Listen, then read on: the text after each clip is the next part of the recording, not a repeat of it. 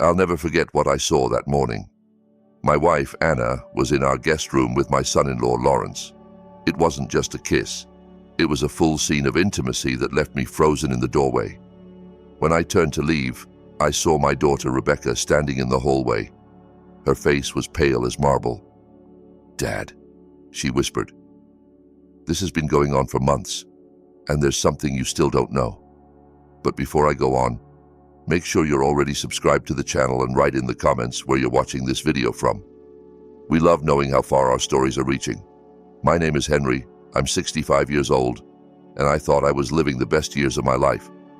Anna and I built a small inn together in Santa Fe, New Mexico that was finally starting to thrive after decades of hard work. Our daughter Rebecca, 32, had returned from Italy after completing her master's in gastronomy and was about to marry Lawrence, a young chef she'd met during her studies. That Friday in September, the wedding was set for 2 weeks away. The flower arrangements had already been chosen, the menu finalized, and the invitation sent. I woke up early, as I always do, to prepare breakfast for the guests. Our inn is small, just 8 rooms, but we pride ourselves on the personalized attention. The aroma of homemade bread filled the kitchen as I poured the water for the coffee. Lawrence had arrived the night before for the final tux fittings. He was staying in the guest room in the main house, separate from the inn, while Rebecca would stay in her apartment in town until the wedding. Anna, who normally helped me with breakfast, was strangely absent that morning. She must be fixing some plumbing issue, I thought to myself. She was always good at fixing things. I finished arranging the trays of fresh fruit and decided to look for her. The house was quiet, except for the distant sound of voices coming from the hallway leading to the bedrooms. I thought maybe Lawrence was awake and chatting with Anna about the wedding preparations. As I approached, I realized the voices were coming from the guest room. The door was slightly ajar. I don't know what made me stop before knocking. Maybe the tone of the voices. Maybe an instinct I didn't know I had. Through the crack, I saw something I'd never imagined in my entire life. Anna was sitting on the edge of the bed, Lawrence standing between her legs. Her hands were on his waist under the silk robe I'd given him myself as a welcome to the family gift. They were kissing deeply, with a familiarity that suggested it wasn't the first time. "The guests arrive in an hour," she whispered, her voice rough in a way I recognized well after so many years together. "We can't linger just a little longer," he replied, unbuttoning her blouse. "Rebecca won't be back until tonight." Hearing my daughter's name from his mouth while he touched my wife was like a dagger to my heart. I stepped back instinctively, my hand covering my mouth to muffle the sound threatening to escape. That's when I noticed Rebecca standing silently at the end of the hallway, watching me. Our eyes met in a moment of mutual, devastating understanding. She knew, she'd discovered it too, and from the look on her face, she'd known for some time. She silently gestured for me to follow her to the back terrace, away from Anna and Lawrence's ears. My knees were shaking so badly I could barely walk. When we reached the cool morning air, silent tears streamed down my face. "How long have you known?" I asked, my voice almost unrecognizable, even to me. 3 months, Rebecca replied, her voice calm, controlled, but her eyes revealed deep pain. I found messages on his phone. At first, I thought it was just innocent flirting, but then she pulled out her phone from her pocket and showed me photos, messages, evidence of meetings in hotels when Anna was supposedly on business trips buying supplies for the inn, and Lawrence was visiting suppliers for his new restaurant. "Why didn't you tell me?" I asked, feeling rage mixed with my pain. "I wanted to be absolutely sure," Rebecca said, running her hand through her hair in a gesture that reminded me so much of her mother. "And then when I confirmed it, I thought maybe it would be better if you never knew, that maybe we could move forward. I'd already ended things with Lawrence privately, but we decided to keep up appearances until after what would have been our wedding to avoid a scandal that could hurt the inn." "But then what?" I asked, my heart pounding hard against my ribs. "Then I discovered something worse," Rebecca said, her voice dropping to a whisper. "Something involving the inn, its finances, and a plan they have to push us out of here." The world around me started spinning. 43 years of a marriage. A whole life built stone by stone, sacrifice by sacrifice, and it was all crumbling before my eyes in a single September morning. "Tell me everything," I said, wiping the tears with the back of my hand. Don't hide anything else from me. I need to know exactly what we're fighting against. And so, as the sun rose over the mountains of Santa Fe and the guests began to wake in the inn we'd built with so much love, my daughter revealed the extent of the betrayal that threatened to destroy not only my marriage but everything we'd built over an entire lifetime. Rebecca led me to the office at the back of the inn, away from the main house where Anna and Lawrence remained. My legs felt heavy, as if I were walking through quicksand. The office was small but cozy, with a view of the gardens I'd tended so lovingly. How many hours had I spent there organizing reservations, planning menus, calculating expenses? This space that had always been my refuge now felt strange, as if it belonged to another life, to another person. Rebecca closed the door softly and pulled a large envelope from the drawer that usually stayed locked. I never opened it. It was her workspace where she kept documents related to the future restaurant she planned to open after the wedding. "Sit down, Dad," she said gently, pulling the chair closer for me. Her hands trembled slightly, betraying the calm she was trying to maintain. Inside the envelope were dozens of documents, bank statements, contracts, business proposals, printed emails. Rebecca spread them out methodically on the desk while I watched, my stomach tightening in anticipation. It all started when I noticed Lawrence was extremely interested in the inn's finances, she began, her voice controlled. At first I thought it was just professional interest, a chef wanting to learn about the business, but then I realized he was asking very specific questions about the property deeds, loan contracts, even the insurance policies. She showed me a copy of the original inn contract. The property had been bought in Anna's and my name over 30 years ago, when it was just an old, abandoned house we transformed with our own hands. "Mom has been altering documents, Dad. She opened a company in her name 2 years ago without including you and started transferring assets to this new company." I felt the blood drain from my face. "How is that possible?" "I signed—" "No, you didn't," Rebecca interrupted softly, placing a stack of documents in front of me with what appeared to be my signature. "She forged your signature. Look closely." I examined the papers, feeling my world crumble even further. The signatures were almost perfect, but there were small differences only I would notice. The way I curved the Y in Henry, the pressure of the pen on the paper. "Why would she do that?" I whispered, unable to comprehend the depth of this betrayal. Rebecca sighed deeply before continuing. "Lawrence isn't who we thought he was. He was never a chef in Italy. In fact, he worked for a real estate developer specializing in acquiring historic properties to turn them into luxury developments." She showed me photos of Lawrence at corporate events wearing suits instead of the chef's aprons I'd seen him in when visiting our restaurant. "They plan to sell the inn, Dad. There's a proposal from an international hotel chain interested in this land. The value is astronomical." I looked at the document she showed me. A purchase proposal for $2.5 million. "But the inn is our life," I murmured, feeling dizzy. "It's everything we built together." "For you and me, yes," Rebecca said, her voice bitter. "For Mom, apparently, it's just an asset to liquidate." "And the wedding?" I asked, reality hitting me in successive waves. It was all a sham. Rebecca nodded slowly. "Lawrence met me in Italy, but not by chance. He was sent to get close to me when the developer found out about the inn. The plan was simple: marry me to gain legal access to the family, help Mom transfer the assets to the new company without raising suspicions, and then, after the divorce, split the profits from the sale." "And your mother?" I asked, barely able to say the words. "How did she get involved in this?" "I'm not sure when the affair started," Rebecca said, avoiding my gaze. "But from the messages I found, it seems Lawrence approached her first with the business proposal, and then things evolved.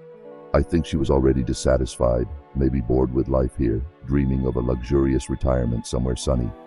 I remembered how Anna had been talking frequently about friends who'd sold their businesses and moved to the coast or abroad, how she'd sigh watching reports on paradise beach resorts. I'd always considered those comments harmless dreams, never imagining they could be seeds of a real plan.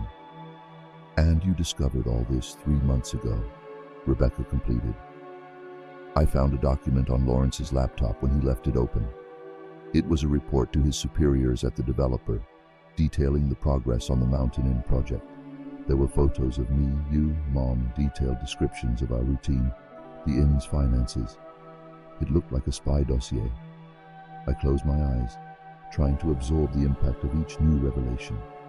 It wasn't just marital infidelity. It was an elaborate conspiracy to steal not only my wife, but our family's legacy. What did you do? When you found out? I asked. I confronted Lawrence, Rebecca said, running her hand through her hair nervously. He denied it at first, but when I showed him the evidence, he changed tactics. He offered me a cut of the deal, said I could make a lot of money, start a new life, open my own restaurant anywhere in the world. And Mom, did you confront her too? Rebecca shook her head. I didn't have the courage, she admitted, shame in her voice. I kept up appearances with Lawrence, pretending I was considering his proposal to buy time while I gathered more evidence and tried to figure out how to protect you and the inn.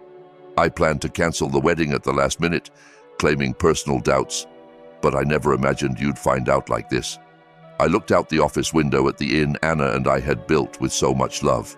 Every stone, every floorboard, every rose in the garden told the story of our love, our joint work. Or at least, that's what I thought. What do we do now? I asked, feeling a cold determination replace the initial shock. Rebecca looked at me with surprise. Maybe she expected me to fall apart completely. Dad, we still have time, she said, a glimmer of hope in her eyes. The final property transfer is scheduled for after the wedding. Technically, the inn is still ours. If we act quickly, then we'll act, I interrupted, straightening my posture. First, we need to talk to a lawyer today. I have a friend who's a specialist in real estate law, Rebecca replied promptly. We can meet him discreetly in town. Good. I nodded. Meanwhile, we need to carry on as if nothing happened. They can't know we found out. Rebecca looked at me with admiration and concern. Can you do that? Face Mom and Lawrence knowing what you know?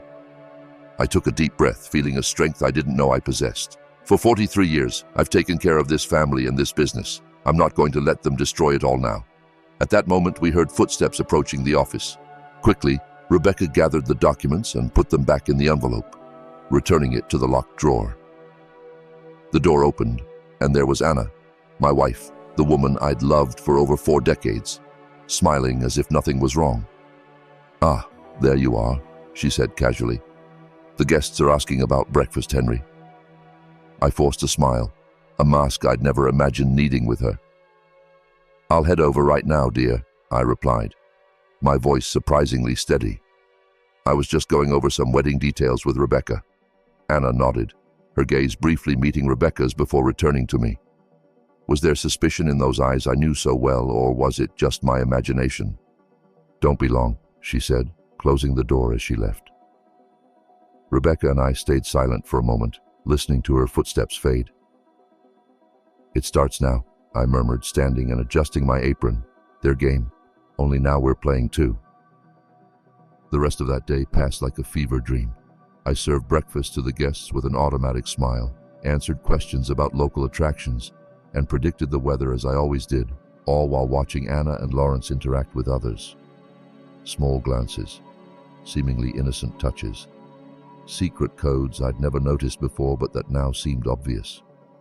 How could I have been so blind? How did I not realize that my own wife, the woman I'd shared a bed with for over 4 decades, was living a double life right under my nose? By 2 p.m., when the inn was temporarily empty with guests out exploring the town, Rebecca and I slipped away discreetly. We told Anna we were going to check the floral arrangements for the wedding, another lie to add to the web of deceptions now enveloping our family. The lawyer's office, Dr. Paul Mendoza, was in an old building in downtown Santa Fe. He was a middle-aged man with sharp eyes and a serious expression. He listened to our story with professional attention, occasionally taking notes or asking for clarifications. Mr. Henry, he said finally after we'd laid out the situation and presented the documents Rebecca had gathered, what your wife did constitutes fraud and forgery. The property transfers made with your forged signature can be challenged and voided. How long would that take, I asked. Court processes can take years, he admitted. However, we can request immediate injunctions to prevent any further property transfers. And what about the money she's already diverted? Rebecca asked. Dr. Mendoza sighed. Tracking and recovering diverted funds is complicated, especially if they've been moved to offshore accounts or converted into other assets. I felt a pang of desperation. "So what do you suggest we do?" "The quickest approach," he said slowly, "would be to confront her with the evidence and negotiate a settlement. With what we have here, she could face serious criminal consequences. That could give you a strong position to negotiate." "I don't want to negotiate," I replied firmly. "I want my inn back. I want to protect what we built." Dr. Mendoza looked at me with a mix of admiration and concern. "I understand, Mr. Henry. In that case, we need to act quickly and strategically." Then he outlined an action plan. First, we'd file a formal fraud complaint with the authorities. Simultaneously, we'd initiate court proceedings to freeze all assets of the company created by Anna and block any transactions involving the inn. "This will create a legal obstacle that prevents the sale," he explained. "No serious buyer would proceed with a property entangled in litigation." "And the wedding?" I asked, glancing at Rebecca. "It's set for 2 weeks from now." "I'm not marrying him," Rebecca stated categorically. "But maybe we should keep up appearances until we have all the legal measures in place." Dr. Mendoza considered for a moment. Postponing would be wiser than canceling abruptly.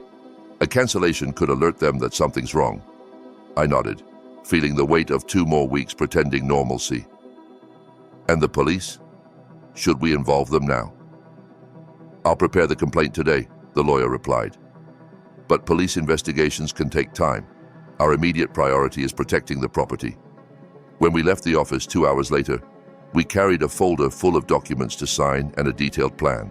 The sky over Santa Fe, usually so blue, was covered with heavy clouds, promising rain. "Are you okay, Dad?" Rebecca asked as we walked to the car. "No," I replied honestly, "but I will be." She squeezed my hand. "We'll get through this together." Back at the inn, we found Lawrence in the kitchen preparing what looked like a tasting of dishes for the wedding menu. Upon seeing us, he smiled brightly. "Ah, you're back. Come try this sauce I'm developing for the main course." I watched him with new eyes. His charm, which I'd once admired innocently, now seemed calculated and predatory. His Italian accent, which we'd found engaging, sounded fake and rehearsed. How did I not notice before?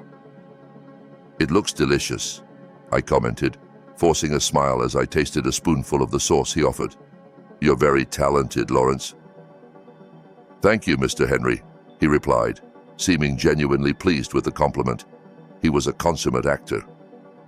"I want everything to be perfect for our big day." Our big day. The words echoed in my mind like an insult. "Speaking of which," Rebecca said, playing her role with surprising ease, "we were thinking about postponing the wedding for a few weeks." Lawrence's smile faltered for an instant. "Postpone? But why?" "Everything's practically ready." "Aunt Constance had a fall," I invented quickly. "She's in the hospital in Albuquerque. Since she's Rebecca's godmother, we'd like her to be able to attend." Lawrence frowned, clearly annoyed but maintaining his composure. "Oh, I'm sorry to hear that. Of course we can consider a short delay. We'll need to talk to the vendors, naturally." "I'll handle it," Rebecca offered. "It wouldn't be more than a month." Before Lawrence could respond, Anna entered the kitchen. She was wearing the blue sweater I'd knitted for her last winter. Seeing her in something my hands had created with so much love caused a sharp pain in my chest. "What are you all doing here?"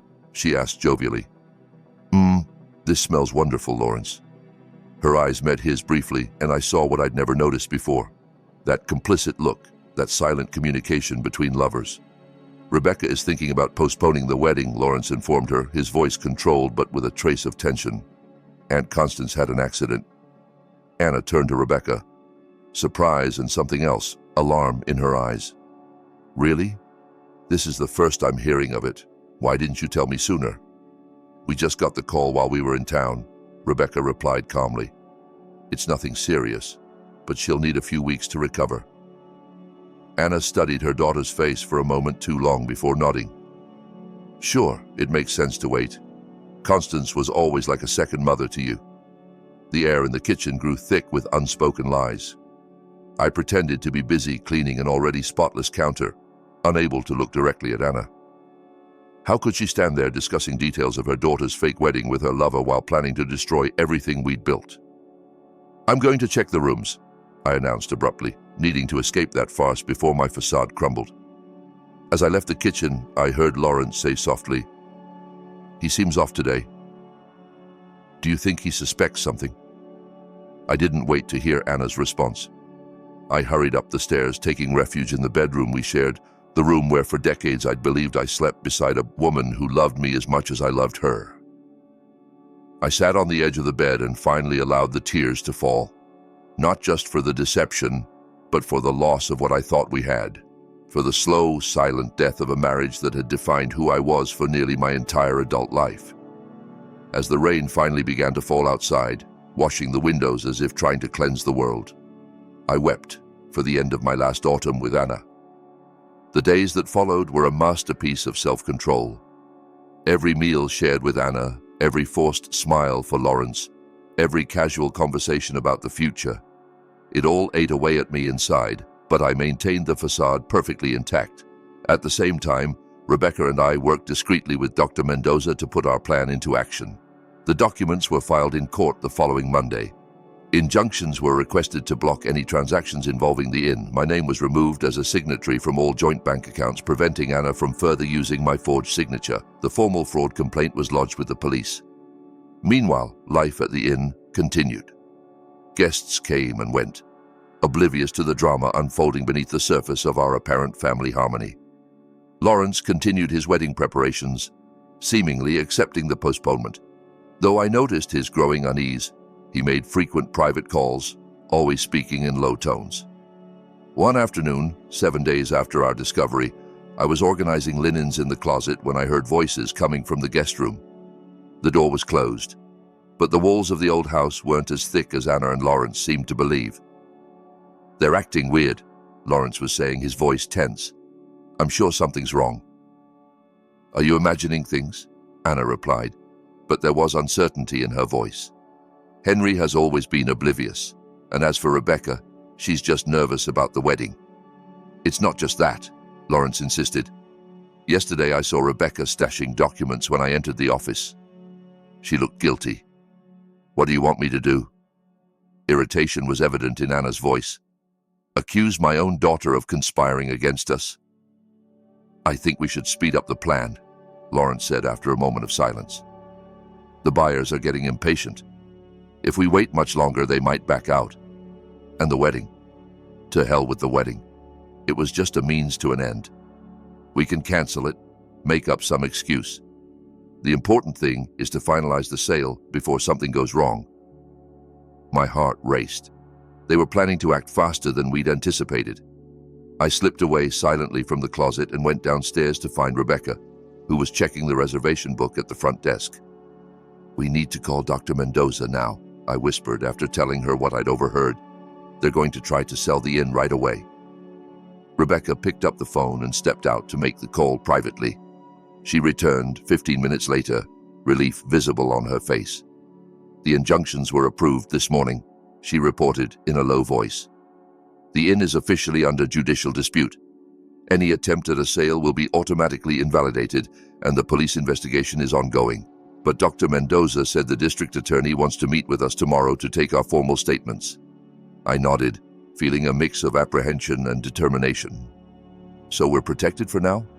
"Yes, but we need to be careful. If they realize we know, they'll run," I completed, with everything they've managed to steal so far. That night, we all dined together in the inn's kitchen after closing time, as we sometimes did. I'd prepared roast chicken with potatoes, Anna's favorite dish. It was surreal to serve lovingly the woman who was planning to betray me in every way possible. "This is delicious, Henry," Anna praised, savoring the dish as if nothing was wrong, as if she wasn't living a lie. "Thanks," I replied automatically. "Your mother's recipe." Lawrence watched our interaction with keen eyes. "You two have such a lovely history together," he commented, his voice sweet as poison. 43 years. I can't imagine knowing someone for that long." "It's a lifetime," I agreed, meeting his eyes. "We built every piece of this inn together, brick by brick. There's so much of us in here that sometimes I think the walls themselves hold our memories." I saw a slight discomfort pass over Anna's face. Was she feeling guilt, or just irritation at my inconvenient sentimentality?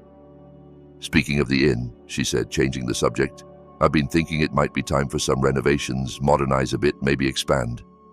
My eyes met Rebecca's briefly. This was it, the start of the trap. What kind of renovations? I asked innocently, serving myself more salad.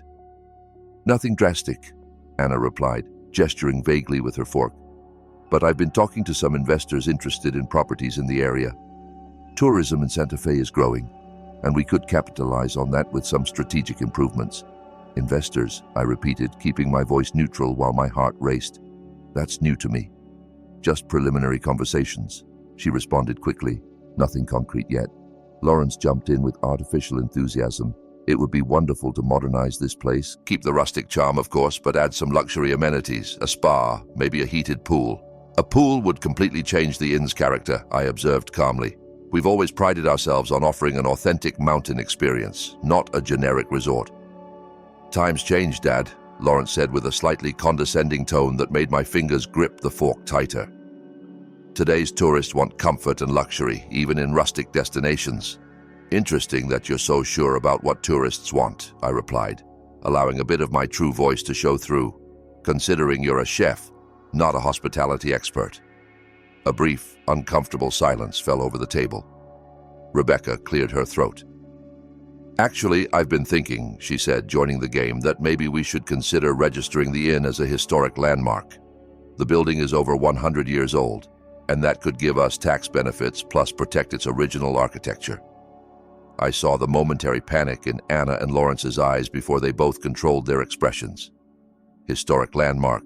Anna shook her head. That would bring all kinds of restrictions on what we can do with the property. Sounds like a bureaucratic nightmare. I think it's a fascinating idea, I insisted, backing my daughter. After all, we want to preserve what we've built here, don't we? For future generations. Anna looked at me long and hard, and for a moment I saw something in her eyes that reminded me of the woman I used to love. A hesitation, maybe even regret. But it vanished so quickly, I questioned if it had really been there. Sure, she said finally. We can explore all the options. After dinner, while Lawrence offered to wash the dishes, another small role in his elaborate performance as the perfect son-in-law, Anna called me for a walk in the garden. The night was cool, stars dotting the dark sky over the mountains. You've been distant lately, she commented as we walked among the rose bushes I'd planted decades ago. Have I? I replied, watching my breath form small clouds in the cold air. Maybe I'm just tired. Planning a wedding is exhausting. It's more than that. She stopped, turning to face me. In the dim moonlight, her face looked older, more lined by time. You're different, more reserved. People change, Anna, I responded softly. Sometimes we discover things that transform us. What things? There was a note of apprehension in her voice now. For a moment, I considered confronting her right there in the garden I'd planted with my own hands, ripping off the mask and forcing her to face her lies. But it wasn't the right time. The plan wasn't complete. Nothing specific, I replied, averting my gaze to the distant mountains. Just the weight of the years, maybe, making us think about what really matters in life. She nodded slowly, seeming momentarily relieved, but still wary. You know I love you, right? The words that for so many decades had been my comfort and joy now sounded hollow and false. It was like hearing an actor badly reciting his lines. I know, I lied, the words bitter on my tongue. That night, lying beside Anna in the bed we'd shared for nearly half a century, I lay awake listening to her breathing. How was it possible to sleep so peacefully next to someone while planning to destroy everything that person loved? What kind of emptiness existed inside her that allowed such duplicity? And even more disturbing, what did it say about me that I hadn't perceived the falsehood growing beside me all those years?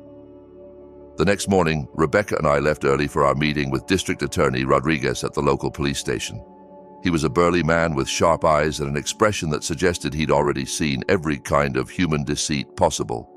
Forgery, document fraud, asset diversion, he listed after examining our documents. We have enough elements to start a formal investigation. How long will that take? I asked, aware that time was running out. Financial investigations are complex, Mr. Henry, he replied honestly. They normally take weeks, maybe months. but given the circumstances and the possibility that the suspects might try to leave the country, we can expedite the process. Do they plan to finalize the sale soon? Rebecca informed. Possibly in the next few days. The district attorney nodded gravely. In that case, we'll need to act fast. He explained we had two options. Proceed with the more cautious approach, continuing the investigation discreetly to gather more evidence for a stronger case, or opt for immediate intervention with police showing up at the inn to formally notify Anna and Lawrence that their activities were under investigation. The second option could alert them, make them destroy evidence, or try to flee, the district attorney warned. On the other hand, it could prevent them from completing the sale. Rebecca and I looked at each other, weighing our choices. I think we already have court measures blocking any property transactions, I said finally. Yes, the district attorney confirmed. But determined people can find loopholes. Fake documents, unregistered transfers. I've seen it all. I took a deep breath, feeling the weight of the decision. On one hand, the idea of Anna and Lawrence being officially confronted for their actions had a certain appeal, a form of immediate justice. On the other, if they were alerted prematurely, they could escape with the money they'd already diverted. We'll continue with the discreet investigation, I decided finally, but with maximum urgency. Meanwhile, we'll keep up the charade at home. Are you sure you can, Dad? Rebecca asked, concern evident in her voice. Continue living with them, pretending you know nothing? I built that in with my own hands, I replied, lifting my chin. I can endure a few more days of lies to save it. On the way back, Rebecca drove in silence, lost in her own thoughts. The mountains around Santa Fe were partially shrouded in mist, creating an ethereal, melancholic landscape that matched my mood perfectly. What are you thinking about? I asked finally. Rebecca sighed deeply. About how we never really know people, not even the ones closest to us. Your mother wasn't always like this, I said, surprising myself with my need to defend the woman who'd betrayed me so completely. There was a time when she truly loved the inn, when the dream was as much hers as mine. When do you think she changed? I pondered the question, trying to pinpoint the moment my wife began to drift away, to dream of another life. Maybe when the inn really started succeeding about 5 years ago, I replied slowly. Paradoxically, the more we prospered, the less satisfied she seemed, as if the realized dream had lost its shine. Rebecca nodded in understanding. And Lawrence? How did you not notice anything? The question hurt, but it was fair. How did I not see the betrayal happening right under my nose? I think when you live with someone for so long, you start seeing them through a lens you created yourself, I replied after a moment. You no longer see the real person, but the version of them that exists in your mind. And as for Lawrence, I shook my head. He played the role of the loving son-in-law perfectly. I wanted to believe you'd found someone special. When we arrived at the inn, we found an unfamiliar car parked in the driveway, a sleek black sedan with tinted windows. Rebecca and I exchanged apprehensive glances before entering. In the living room, Anna was seated with two men in suits, documents scattered on the coffee table. Upon seeing us, she stood quickly, a guilty surprise on her face. Henry, Rebecca, I didn't expect you back so soon. Clearly, I replied, eyeing the papers on the table. We're interrupting something. One of the men, tall with gray hair, perfectly trimmed and an impeccable suit, stood and extended his hand. Mr. Perez, a pleasure to meet you. I'm Marcel Barrett from Horizon Ventures. I shook his hand mechanically, feeling a chill. Horizon Ventures. Yes, we're discussing some investment possibilities for the property, he explained smoothly. Your wife mentioned you were considering a substantial renovation. Ah, yes. I looked straight at Anna, who seemed to be trying to communicate something with her eyes. A silent plea to play along. How interesting. I don't remember finalizing that decision. The second man, younger with a calculating expression, interjected. Actually, sir, we're proposing a full partnership.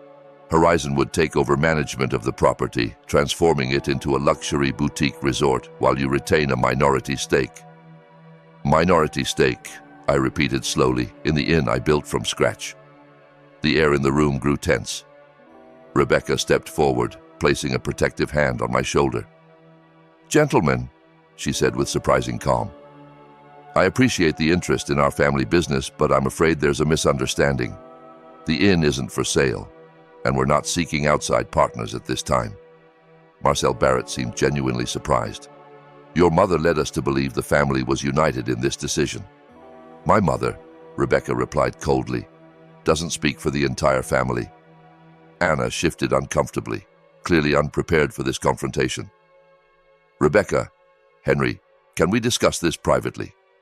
Messrs. Barrett and Monroe traveled from Albuquerque especially for this meeting. I'm sorry for the inconvenience, I replied, my voice firm. But as my daughter said, there's nothing to discuss. The inn isn't for sale. At that moment, Lawrence entered the room, looking momentarily disconcerted to see Rebecca and me there. He quickly recovered, smiling gracefully. Ah, you've met the representatives from Horizon. Isn't the proposal fascinating? The ease with which he inserted himself into the conversation, assuming the role of co-owner entitled to opine on the inn's future, ignited something inside me. A rage that had been smoldering slowly now threatened to burst into open flames. Lawrence, I said, my voice dangerously calm, why don't you show the gentlemen our garden while I prepare some coffee? I'm sure they'd like to see the property before they leave. He hesitated, his eyes flicking quickly to Anna, who nodded discreetly. Of course, he replied, regaining his composure. This way, gentlemen. As soon as they left, I turned to Anna, not even bothering to hide my fury. How dare you try to sell our inn behind my back? Anna raised her hands in a placating gesture. Henry, it's not what it looks like. We're just exploring options. Nothing's been decided. Don't lie to me. The words came out louder than intended. They talked about minority stake. That's not exploring options. That's negotiating the sale of our home. Rebecca positioned herself between us, always the mediator. Mom, what's really going on here? Anna ran a hand over her face, suddenly looking much older and wearier. It's complicated. Then explain, Rebecca demanded, because it seems pretty straightforward from our perspective. You're trying to sell the inn without consulting Dad, the legal co-owner. For a moment, I thought Anna was going to confess everything. I saw the struggle in her eyes, the weight of the lies finally becoming too heavy. But then, like a curtain closing, the vulnerability vanished, replaced by cold determination. I'm doing what's best for all of us, she declared. This inn has been draining our lives for decades. We're getting old, Henry. I don't want to spend my last years changing sheets and fixing pipes.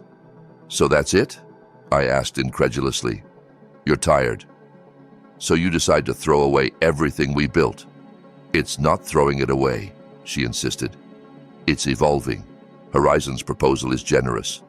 Enough money to retire comfortably, maybe even buy that beach house you always wanted. I shook my head, amazed at her ability to distort reality. I never wanted a beach house, Anna. That was always your dream, not mine. Our gazes met, and in that moment, I realized the extent of the chasm that had formed between us. It wasn't just about the infidelity or the financial conspiracy. It was about the fact that after 43 years together, my wife didn't really know me. This conversation isn't over, I said finally, composing myself. But right now we have guests to attend to. Unwanted guests, but still. I headed to the kitchen to prepare the promised coffee, leaving Anna and Rebecca in a charged silence. As the water boiled, I looked out the window at the garden, where Lawrence was proudly showing the rose bushes to the Horizon executives. Rose bushes I'd planted, watered, and pruned over decades. The ease with which he claimed my work, my life, as his own was astounding. In that moment, I made a decision. The time for pretending was over. It was time to end this game once and for all. The days that followed were of almost unbearable tension. After the Horizon executives left, visibly confused by the conflicting messages from the family, maintaining the pretense of normalcy became even harder. Anna was on edge, constantly checking her phone and making private calls. Lawrence alternated between being overly solicitous toward me and distant, spending long periods locked in the guest room. Rebecca and I kept in constant contact with Dr. Mendoza and District Attorney Rodriguez. The investigation was moving quickly, with forensic experts analyzing the forged documents and tracing suspicious financial transfers. Secret offshore bank accounts were uncovered, concrete evidence of Anna's long-term plan. On the fourth day after the confrontation with the Horizon executives, I received a call from Dr. Mendoza while I was in town buying supplies for the inn. Mr. Henry, he said, his voice urgent, we believe your wife and Mr. Lawrence are planning to leave the country. My heart raced. How do you know? Our investigators found tickets purchased in their names for Madrid departing tomorrow night, and there was a large transfer from one of the offshore accounts to a Spanish bank this morning. They're fleeing, I whispered, gripping the shopping cart for stability. I'm afraid so. District Attorney Rodriguez is preparing arrest warrants, but they won't be ready before tomorrow. If they suspect we're closing in, they'll disappear today. I completed, the reality of the situation hitting me like a punch. What should I do? Go home and act normally, he instructed. Don't let on that you know anything. District Attorney Rodriguez is sending a plainclothes officer to discreetly monitor the inn in case they try to leave before we execute the warrants. I finished my shopping mechanically, my mind racing to process what was happening. Anna hadn't just betrayed me emotionally and financially. She was planning to abandon me completely, fleeing to another country with my son-in-law and the money we'd built together over a lifetime. Upon returning to the inn, I found a scene of apparent normalcy. Anna was at the front desk, attending to a couple of newly arrived guests. Lawrence was in the kitchen, apparently preparing something for dinner. Everything seemed perfectly ordinary, except that it was entirely false. I need your help with the luggage, Anna said upon seeing me, smiling at the guests. Our new friends will be staying in the blue room. I nodded, forcing a smile while watching her behavior closely. There was a nervous energy about her, a glint in her eyes I recognized from other times when she was particularly anxious about something. We proceeded to the room carrying the couple's bags. When we were alone in the hallway, Anna turned to me. I was thinking we could go out to dinner tonight, she said casually. Just the two of us. It's been a while since we've had some time alone. The unexpected invitation caught me off guard. For an instant, I almost believed it might be genuine. Maybe a last fragment of the woman I loved trying to emerge. But then I remembered the tickets to Madrid, the bank transfer, the systematic betrayal. That would be lovely, I replied equally casually. But we have guests arriving early tomorrow, maybe another day. I saw a flash of frustration in her eyes before she nodded, accepting my excuse. She was trying to get me away from the inn tonight to facilitate some final preparation for their escape. That afternoon, I found Rebecca in the linen storage, where we could talk without being overheard. I told her about the tickets and the bank transfer. They're going to flee, she concluded, confirming my fears. Probably tonight, since the tickets are for tomorrow. Your mother invited me out to dinner, I added. I think she's trying to get me away from the inn. Rebecca shook her head, disgust evident on her face. We need to alert District Attorney Rodriguez. I already did. He has an officer watching the property, but without the warrants, they can't do anything unless they see a crime being committed. Then we have to catch them in the act, Rebecca decided. That night, we devised a simple plan. I'd pretend to change my mind about dinner, giving Anna and Lawrence the impression the inn would be free for whatever preparations they needed. Rebecca would hide in the office, from where she could discreetly observe the main house. I'd go out with Anna, but forget my wallet, giving me an excuse to return unexpectedly. If we caught them trying to flee or removing documents, we'd have witnesses and the plainclothes officer to confirm their intentions. As night approached, a strange calm enveloped me. After days of pretending and anguish, the idea that it would all end soon, one way or another, brought a kind of peace. I dressed for dinner carefully, choosing a navy blue shirt Anna always complimented, applying a light aftershave, combing my gray hair simply. I looked in the mirror for a long moment. Who was this man staring back? He seemed simultaneously familiar and strange, the same brown eyes that had seen so much love and betrayal, the same mouth that had smiled with joy and now tightened with determination. You'll survive this, I whispered to my reflection. You've survived worse. Anna was waiting in the living room, dressed formally with a bouquet of flowers in hand, roses from my own garden, I realized with a knot in my heart. You look handsome, she said, handing me the flowers. Thank you, I replied, accepting them mechanically. Let me put them in water before we go. In the kitchen, I found Lawrence preparing something that smelled deliciously of garlic and wine. Going out? He asked, smiling sweetly. Have fun. Don't worry about anything here. I'll take care of everything. I'm sure you will, I thought bitterly, but I just smiled in response. As Anna and I approached the front door, I played my part. Oh, I forgot my wallet, I exclaimed. Go start the car. I'll be right back. I rushed back to the bedroom, grabbed my wallet, then took a wide detour to the office where Rebecca was hidden. "We're leaving now," I whispered. "Stay alert." She nodded, her face serious. "Be careful, Dad. If you sense anything off, don't confront her alone." "I'm not going to confront her," I promised. "We'll just follow the plan." The restaurant Anna chose was elegant and discreet, about 20 minutes' drive from the inn. During the ride, she seemed strangely nostalgic, reminiscing about the early years of the inn, the hardships we faced together, the moments of joy when we started succeeding. If I didn't know better, I'd say she was trying to say goodbye. We took a corner table with candles and a bottle of red wine she ordered without consulting the menu. "My favorite," I noted. The familiarity hurt more than it should. "Henry," she said after the waiter poured the wine, "I know things have been complicated between us lately." "Complicated," I repeated, keeping my tone neutral as I took a small sip of wine. "That's one way to put it." She sighed, running her hand through her grey hair, a gesture so familiar it sent a pang of nostalgia despite everything. "I want you to know that despite it all, the years we spent together were the best of my life." The sincerity in her voice almost made me waver. Almost. "How convenient to mention that now," I replied, setting my glass down with a bit more force than necessary, after spending months planning to sell our inn behind my back. She seemed genuinely surprised by my frankness. "Henry, it's not that simple." "Then explain it to me," I challenged. "Explain why you're trying to destroy everything we built together." She looked around nervously, clearly uncomfortable with the conversation's direction in a public place. "This isn't the place for that discussion." "When would be the right place, Anna? After you finalized the sale?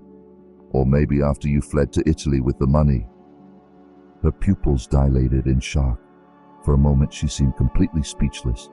Then, slowly, understanding replaced surprise on her face. "You know," she said finally, not as a question but a statement. "I know everything," I confirmed, keeping my voice low but firm. "About Lawrence, about the shell company you created, about the bank transfers, the forgeries, the plans to sell the inn, and about the tickets to Madrid for tomorrow night." She paled visibly, her hand trembling around the wineglass. "How does that matter?" I asked. "What's relevant is that it's over, Anna. Right now the police are preparing arrest warrants for you and Lawrence. The accounts have been frozen. The inn is under judicial protection against any sale attempt." She looked like a drowning woman, desperately trying to grasp something. "Henry, you don't understand. I was going to tell you everything eventually. I was going to give you a fair share." "A fair share?" I interrupted incredulously. "Of what's legally half mine? Of the inn we built with our blood, sweat, and tears? How generous of you." "It was a mistake," she admitted, her voice breaking. "I got lost somewhere along the way. Lawrence came along with those ideas, those promises of a better, easier life. Don't you dare blame him," I warned. "You're a grown woman who made her own choices, choices that tore our family apart." She bowed her head, defeated. "What do you want, Henry?" "I want you to think about Rebecca," I replied firmly. "Your daughter, you were willing to abandon without a word. I want you to face the consequences of your actions like a woman, not a coward fleeing in the night." "It's too late for that," she whispered. "Things have been set in motion that I can't just undo." At that moment, my phone vibrated. It was a message from Rebecca. "They're here. Lawrence is packing. Police on the way." My heart raced. The message didn't make sense. Lawrence should be alone at the inn, not with them. Who else was there? "I need to go to the bathroom," I said abruptly, standing. In the private hallway near the restrooms, I called Rebecca. "What's going on?" I asked as soon as she answered. "Two men arrived 10 minutes ago," she replied, her voice tense and low. "They're not the same as from Horizon." Lawrence greeted them like he was expecting them. "They're removing documents from the office and loading suitcases into their car, and the officer, I just alerted him. He called for backups, but said not to interfere until they arrive. I'll be there in 15 minutes, I decided. Don't do anything reckless." I returned to the table, trying to control my expression. "I need to get back to the inn," I said, standing and grabbing my coat. "I forgot to leave important instructions for a guest arriving late tonight." Anna looked at me with suspicion. "Now, in the middle of dinner?" "It's an emergency," I insisted. You can stay and finish your meal if you want." A grim understanding crossed her face. "You know something's happening at the inn right now, don't you?" I didn't respond, just faced her steadily. "I'm coming with you," she said, tossing her napkin on the table and signaling the waiter for the check. The drive back was tense and silent. Anna drove too fast, her hands gripping the wheel so tightly her knuckles were white. I stared out the window at the lights of passing houses, each one sheltering stories and lives we'd never know. How many other marriages hid secrets as deep as ours? When we reached the inn's driveway, we saw the flashing lights of 2 police cars. Anna slammed on the brakes, her face a mask of panic. "Henry," she pleaded, turning to me. "It's not too late. We can fix this." "Do you really believe that?" I asked softly. "Some things, once broken, can't be fixed." I got out of the car and walked toward the inn, feeling Anna follow a few steps behind. In the front garden, a chaotic scene unfolded. Lawrence was being placed in the back of a police car while 2 men I'd never seen before were handcuffed and leaning against another patrol car. Rebecca ran to meet me. "Thank God you're okay. They were taking everything, documents, money, even some of your jewelry." "Jewelry," I repeated, confused. "Found in Lawrence's room," explained District Attorney Rodriguez, approaching us. "Apparently, he'd been appropriating your personal items for some time." I looked at the jewelry an officer held in a plastic bag. The pearl necklace my mother gave me, the cufflinks Anna gifted for our 20th anniversary, the ruby ring that belonged to my grandfather, small personal treasures that meant far more than their monetary value. Anna stood frozen, staring at the scene with a look of horror. When District Attorney Rodriguez approached her, she offered no resistance. "Ana Perez," the district attorney said formally, "you're under arrest for investigation of fraud, document forgery, and asset diversion. You have the right to remain silent." As the district attorney recited the rights, Anna looked at me one last time. There was something in her eyes, not just fear or regret, but something deeper. Maybe the belated realization of what she'd thrown away. "I'm sorry," she murmured as she was led to the patrol car. I stood there in the garden I'd cultivated for decades, watching my wife of 43 years being taken away by the police. The roses I'd planted with so much love now bore witness to the end of my marriage. A cool breeze blew, making the flowers sway gently as if saying goodbye. Rebecca put a protective arm around me. "Are you okay, Dad?" "No," I replied honestly, "but I will be." The months that followed were an emotional roller coaster. The case became a small local scandal. The respected inn owner betrayed by his wife, conspiring with his daughter's fake fiancé. Lawrence was charged not only with fraud related to the inn, but also with embezzlement from his previous job. The 2 men caught at the inn were his accomplices, hired to help with the escape and transfer of stolen goods. Anna, realizing the extent of the evidence against her, made a plea deal with the prosecution, confessing her crimes in exchange for a reduced sentence. I discovered she'd diverted nearly $200,000 over the years, hidden in offshore accounts. With the help of lawyers and the courts, we recovered most of the money. The divorce was finalized in record time, given the circumstances. The inn remained entirely mine, as did the recovered accounts. Anna was sentenced to 4 years in prison, of which she'd likely serve less than 2 in a halfway house.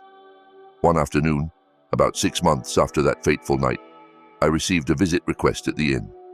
It was Mary Louise, Lawrence's mother, an elegant woman who'd never fully approved of her son's engagement to Rebecca.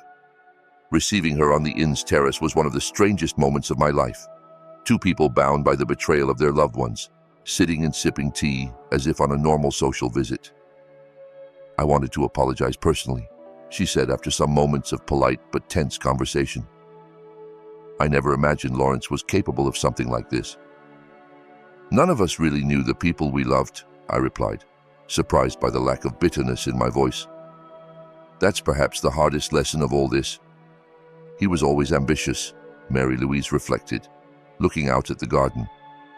"From childhood, he wanted more than we could give him. I thought time would teach him to value things besides money and status." But her voice broke, and I saw in her the same kind of pain I carried myself. The pain of discovering someone we love deeply is capable of cruelty and deceit. "How's your daughter?" she asked finally. "Rebecca's doing well," I replied. "She's taken over managing the inn with me. She's turning the pain into something constructive." What I didn't mention was that she'd also started dating a young historian who frequently visited the area to research colonial architecture. A budding relationship, cautious but promising. Life moved on in unexpected ways. "And you?" Mary Louise asked, her eyes meeting mine with shared understanding. "How are you really?" The question caught me off guard. In recent weeks, everyone seemed to tiptoe around me as if I were made of glass, avoiding touching my emotional wounds. It was refreshing to hear someone ask directly.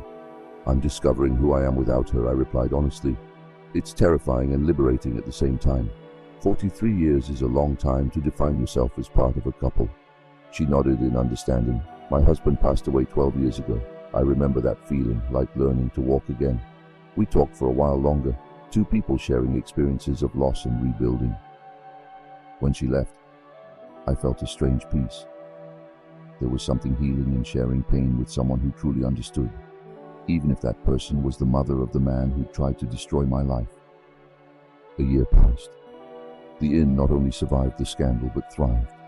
Our story, ironically, attracted a different kind of tourist, people fascinated by the drama that had unfolded within those century-old walls. Initially, that morbid curiosity bothered me, but over time, I learned to accept that our story was now part of the inn's history. One autumn afternoon, much like the one when everything began to unravel, I received a letter. The envelope bore the prison stamp where Anna was serving her sentence. My first inclination was to throw it away unopened, but something stopped me. Perhaps curiosity, perhaps the need for closure.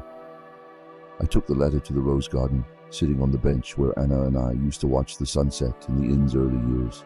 The rose bushes were now bigger and more vigorous than ever, as if they too had found new life after the storm. The letter was long and handwritten, the familiar script, but shakier than I remembered.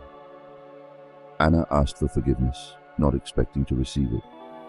She explained how she'd gradually lost herself, how boredom and routine had made room for resentments that grew silently, how Lawrence, with his youth and ambition, had represented not just desire, but a second chance, an escape from the mortality she was starting to feel approaching.